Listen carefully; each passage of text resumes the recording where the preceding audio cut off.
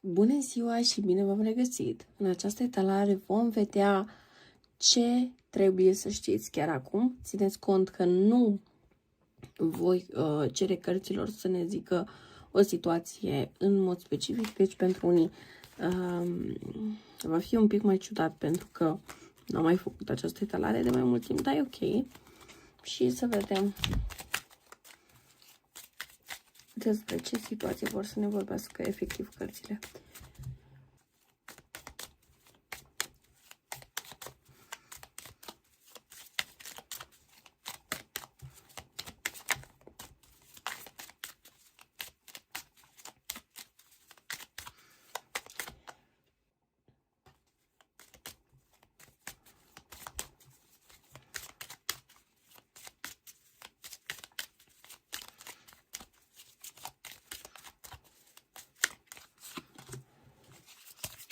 Avem gândul, disperat de gelozie și conversația. Ei bine, aparent, voi sunteți persoane destul de populare. Sunteți persoane care nu neapărat vă deranjează să comunicați cu alți oameni. Adică, da, puteți fi persoane mai introvertite, dar asta nu înseamnă că trebuie să stați sub o piatră.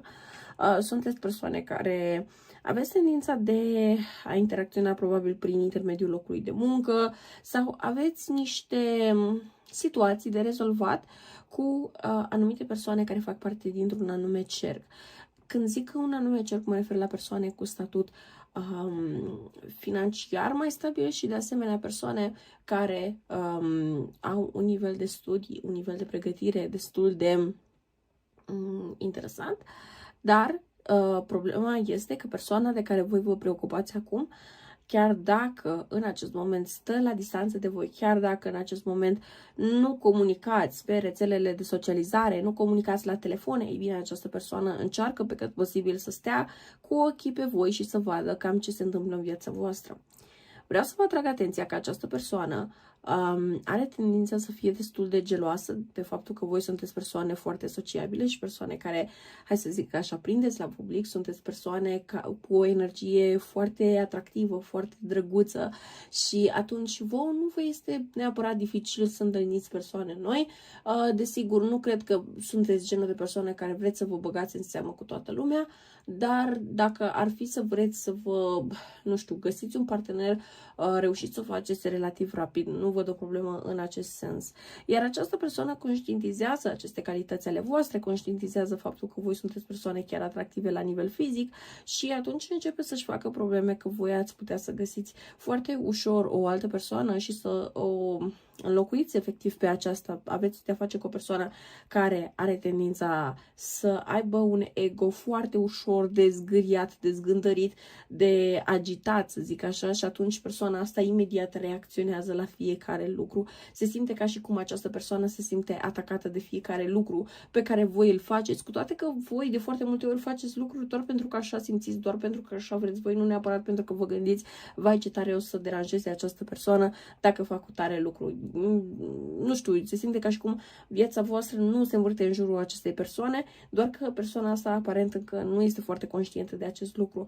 Această persoană poate avea tendințe de egocentrism și chiar narcisism și este o persoană care nu neapărat se simte pregătită să vă lase să dispăreți din viața sa. Este o persoană care, dacă ar putea, ar trage de voi, ar încerca să, nu știu, să găsească un mod prin care voi să depindeți de această persoană. Îi place aceste persoane să se simte în control și doar că nu neapărat îi reușește, adică poate să fie o persoană care se pricepe la multe, dar este ca și cum nu reușește să vă găsească vouă punctul slab. Cam asta este o chestie și cred că deranjează destul de mult această persoană acest lucru. Este ca și cum această persoană vrea să vă știe punctele slabe, vrea să știe unde poate lovi ca voi să fiți efectiv blocați și să rămâneți acolo cu această persoană. Nu vrea să vă dea drumul, nu vrea să fugiți în stânga sau în dreapta, pentru că această persoană este conștientă că o persoană mai bună decât voi de găsit nu va găsi. Hai să vedem ce urmează să facă această persoană în legătură cu voi. speranța. Această persoană își păstrează speranța că voi vă veți întoarce la acesta sau la aceasta. Un pic de atenție cu cadou de pietre prețioase, pentru că această persoană se gândește să vă facă un cadou care poate să fie un pic mai scump față de ce atenție are această persoană de regulă tendință să vă facă. Desigur, dacă e o persoană care de regulă nu are tendința de a face atenții scumpe, atunci poate să fie pur și simplu un cadou la care nu neapărat v-ați așteptat, dar nu neapărat este foarte scump. Dar dacă această persoană știți că vrea să demonstreze că are un anumit statut, că își permite anumite lucruri și partea asta financiară este de un interes aparte pentru această persoană, atunci da, poate să fie vorba de o bijuterie, poate să fie vorba de un inel, poate să fie vorba de o brățară, poate să fie vorba de ceva de această natură, dar care să fie un pic mai scump și această persoană cumva să se laude că ea v-a oferit acest lucru. Un pic de atenție, pentru că acest lucru poate să fie folosit ulterior ca un fel de, nu știu, reproș, critică, ceva de această natură, că a făcut chestia asta pentru voi. Deci un pic de atenție dacă vreți sau nu să primiți acel cadou de la această persoană, dar vă pot zice din start că această persoană vă face asta doar ca să încerce să obțină, hai să zic așa, un grad suplimentar sau un statut suplimentar față de celelalte persoane, sau să fie văzută mai bine în ochii voștri. Această persoană are senzația că vă poate cumpăra cu cadouri și atunci va încerca acest mod. Nu cred că este limbajul său de iubire autentic, cred că doar este o tendință a acestei persoane de a vă cumpăra cu cadouri și gata.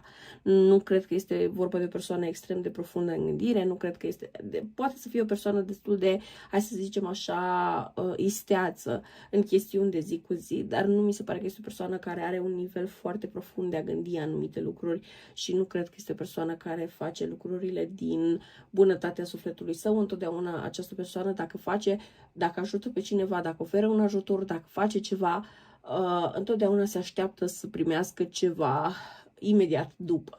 Și chiar dacă dă, de exemplu, nu știu, 5 lei unui cerșetor pe stradă, cumva are așteptarea și speranța că gata, un îngeraș vine din ceruri și îi dă lui nu știu cât noroc. Deci este o persoană care nu face lucruri până nu consideră că se poate aștepta să pice ceva de undeva, chiar dacă este la un nivel mai abstract sau la un nivel foarte realist, dar nu este ca și cum această persoană ar face ceva doar de bunătatea sufletului său.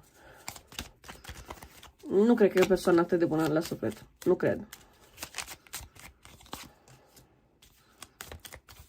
Avem căsătorie, după aia femeia de serviciu. Un pic de atenție, pentru că se simte ca și cum această persoană este cumva dornică să vă propună, probabil să vă propună căsătoria sau să vă propună să ajungeți la un anumit grad de stabilitate, dar un pic de atenție, pentru că această persoană se simte ca și cum are niște așteptări, are niște pretenții ca voi să îndepliniți niște sarcini, niște lucruri pentru această relație. Un pic de grijă la ce ar putea însemna acele sarcini și acele treburi care ar intra în atribuțiile voastre, pentru că se simte ca fiind ceva care nu știu cum să explic asta. Nu e neapărat ceva straniu, dar s-ar putea să fie genul acela de persoană care consideră că gata, dacă s-a căsătorit, femeia trebuie întotdeauna numai să gătească și numai să stea la cratiță sau numai ceva de această natură. Și nu cred că este neapărat energia voastră că n-ați vrea sau nu știu, nu v-ar plăcea să faceți lucruri pentru familie, ci pur și simplu mi se pare că este un grad de așteptare care vouă nu vă place. Este ca și cum este ca și cum persoana asta consideră că aia ar trebui să fie viața voastră, ăla ar trebui să fie rolul vostru și atât. Cumva nu vedeți că această persoană vă va aprecia și ca persoane, și ca oameni, și ca suflete, înainte de sarcinile pe care voi trebuie să le îndepliniți. Deci cam asta ar fi energia pe care o văd din partea acestei persoane. Cu preotul avem un fel de a fi și de a gândi destul de tradițional și nu zic tradițional în sensul de a păstra valorile, ci de pur și simplu de a copia anumite lucruri pe care le-a văzut de-a lungul timpului, dar fără să se întrebe această persoană dacă este bine, dacă nu este bine, dacă îi servește ceea ce a observat de-a lungul vieții sau dacă nu. Este ca și cum această persoană copiază, dar nu știe de ce copiază, știe doar că așa a făcut toată lumea și atunci de ce să facă el diferit. Nu aveți de a face cu o persoană extrem de profundă la nivel mental, încă o dată. Această persoană vrea să se distreze, vrea să știe că are pe umerii cui să lase greutățile și să se simtă mai relaxată, dar nu e, cum să zic eu, nu este o persoană orientată spre parteneriat, nu este o persoană orientată spre a face bine, spre a face ca lucrurile să fie mai bune în cuplu, se simte ca și cum femeia, asta e energia pe care o primesc din partea acestei persoane.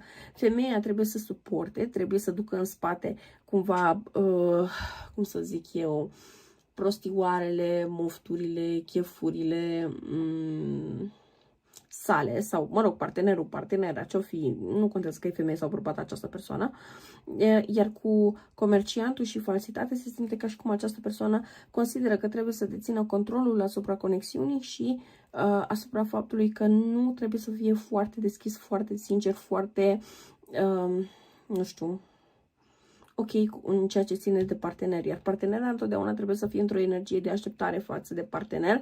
Deci un pic de atenție, pentru că nu se simte ca și cum această persoană este dornică să facă lucrurile să funcționeze, cel puțin nu în imaginea, hai să zicem așa, echilibrată, sănătoasă, la care ne așteptăm noi de la o relație. Se simte ca și cum această persoană, prin intermediul acestei conexiuni, își satisface niște nevoi proprii și atât. Și nu se gândește la voi, nu se gândește la ce aveți voi nevoie. Lucrurile de această natură sunt un pic cam prea avansate pentru această persoană, deci vă recomand să fiți foarte atenți și să aveți mare grijă, pentru că nu se simte ca și cum, nu știu, asta e o persoană cu care vă va fi ușor să colaborați sau să vă duceți viața zi de zi de acum încolo, să zic așa. Avem călătorie. Stai un pic. Această persoană poate să vă propună să faceți o călătorie.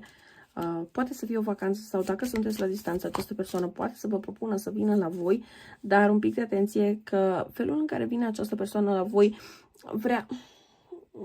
vrea să demonstreze, vrea să arate ceva.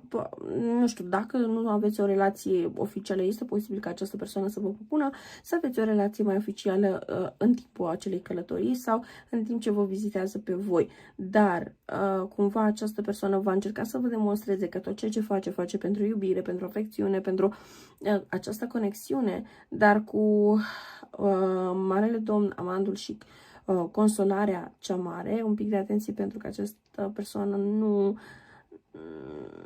se simte că este în acea mentalitate de cuplu. Deci, încă o dată zic, eu văd pe o persoană care este orientată doar spre ceea ce vrea ea, nu neapărat spre nevoile familiei, ale cuplului, nu neapărat spre ceea ce este bine pentru voi. Nu e o persoană dornică să ofere, este mai degrabă o persoană dornică să ia. Și un pic de atenție, pentru că aici puteți avea de face chiar cu o persoană care, în ciuda faptului că poate să fie implicată într-o relație, asta nu înseamnă că rămâne foarte fidelă atunci când găsește ceva interesant. Este o persoană care este dispusă să cedeze destul de ușor sau efectiv să abordeze alte persoane dacă se întâmplă să găsească persoane care par pe moment că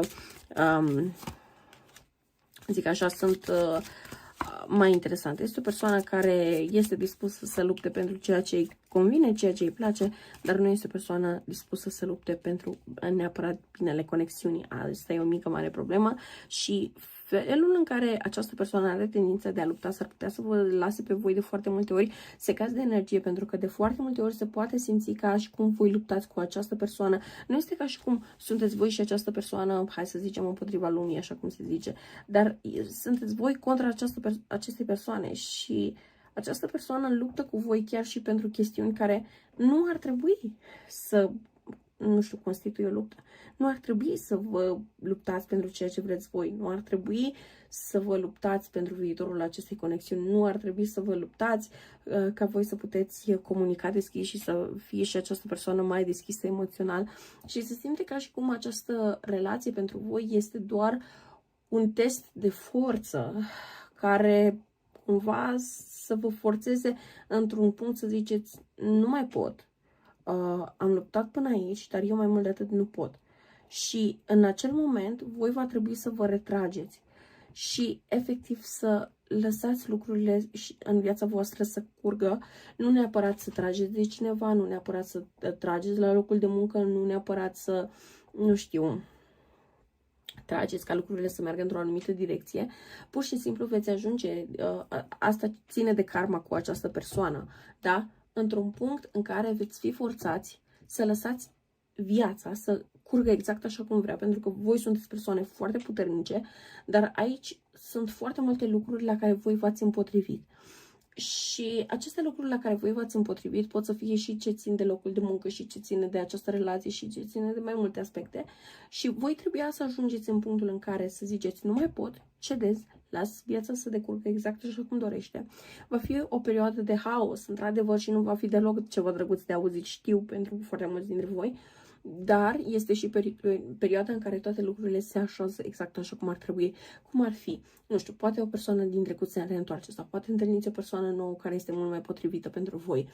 Poate primiți tot felul de oportunități de o nouă carieră sau poate unii dintre voi este posibil să efectiv încheiați un contract de angajare sau de colaborare sau ceva de această natură, dar imediat după se deschide ca un fel de altă cale pentru voi. Deci nu se simte ca și cum voi ați fi în aer pentru foarte mult timp, dar este nevoie ca voi să ajungeți în acea stare de receptivitate, în acea stare în care voi pur și simplu sunteți deschiși să conlucrați cu Universul, dar anume cu ceea ce vă oferă El, nu cu ceea ce trageți voi. Voi puteți fi într-o energie masculină foarte puternică, de aceea nu o să pară corect, nu o să pară drept, nu o să pară că asta este ceea ce trebuie să fie, dar este în direcția în care voi trebuie să mergeți.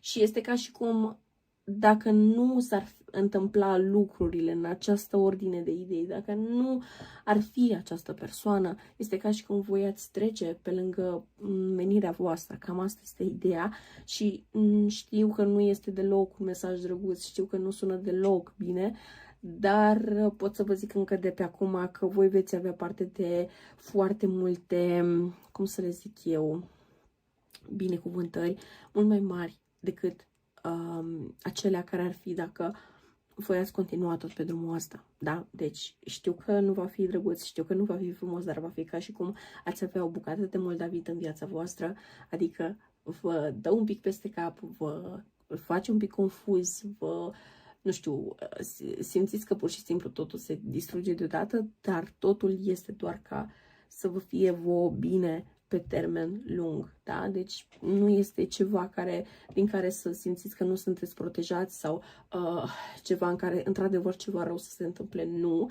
Doar o să fie foarte multe schimbări foarte rapid și asta o să vă facă să vă simțiți un pic destabilizați, dar dacă găsiți, nu știu, 5-10 minute pe zi să practicați împământarea, vă va fi mult mai ușor să treceți peste toate aceste schimbări care vor veni peste voi, efectiv, deodată. Dar până atunci trebuie să știți că această persoană acționează doar pentru sine, acționează doar din orgoliu, acționează doar pentru binele său propriu, dar asta vă va face pe voi, da, să ajungeți la menirea voastră. Probabil de aceea mulți dintre voi deja conștientizați că această persoană nu este potrivită pentru voi, dar nici nu puteți să renunțați, nu știu, nici nu reușiți să scoateți neapărat această persoană din mintea voastră. Adică, da, ok, sunteți conștienți că are defectele sale, sunteți conștienți că nu puteți să ajunge foarte departe și totuși ceva este acolo. Ei bine, asta este. Persoana asta trebuie să vă ghideze undeva.